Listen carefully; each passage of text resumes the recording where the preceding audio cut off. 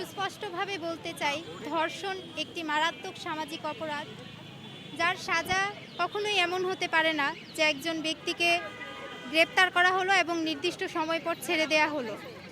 বরঞ্চ আমরা দেখতে পাচ্ছি এর ফলাফল কি। একজন ধর্ষককে যখন নির্দিষ্ট সময় পর ছেড়ে দেয়া হচ্ছে, তখন সে দ্বিগুণ আগ্রহী তার বিকৃত মস্তিষ্কের চর্চা করে যাচ্ছে আমাদের সমাজকে এবং এই সমাজকে দূষিত করে যাচ্ছে।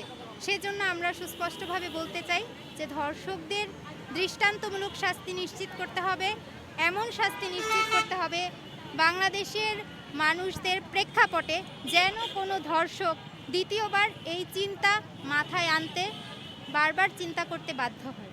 আমরা অত্যন্ত মর্মাহত হয়েছি এই ফোন কলের রেকর্ডিংটি শুনে, যেখানে সরকারের পক্ষ থেকে নারীদের সর্বোচ্চ নিরাপত্তা দেওয়ার কথা, সেখানে দেশের একজন প্রধান স্তরের রিপ্রেজেন্টেটিভ হিসেবে নারীদেরকে ভোগ্যপণ্য হিসেবে দেখার যে মন মানসিকতা, সেটা দেশের পুরো নারী সমাজের জন্য অত্যন্ত আশঙ্কাজনক। যে একজন উচ্চপদস্থ সরকারি রিপ্রেজেন্টেটিভ তিনি নারীদেরকে কোন দৃষ্টিতে দেখছেন, কোনোভাবেই আমরা মেনে নিতে পারছি না, কোনোভাবেই তার এই মন মানসিকতা কাম্য নয়। বরঞ্চ আমরা চাই যে তারা নারীদেরকে নারী হিসেবে দেখবে এবং তাদের প্রাপ্য সম্মান মর্যাদা বুঝিয়ে দিবে।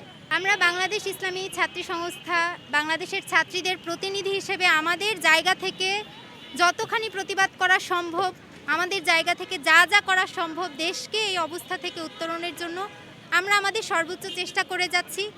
এবং আমাদের কাছে মনে হয়েছে আমাদের এই প্রতিবাদের মাধ্যমে হয়তো আমরা তাদের দৃষ্টি আকর্ষণ করতে পারবো, হয়তো আমরা এই সেক্টরে যে মনোযোগ দেওয়া দরকার, এই ধর্ষকদের শাস্তি যে দরকার, যারা যেসব পরিবার তাদের সন্তানদের হারাচ্ছে, তাদের স্বজনদের হারাচ্ছে, তাদের যে বিচার পাওয়ার অধিকার আছে, সেই দৃষ্টি আমরা তাদের আকর্ষণ করতে চাই।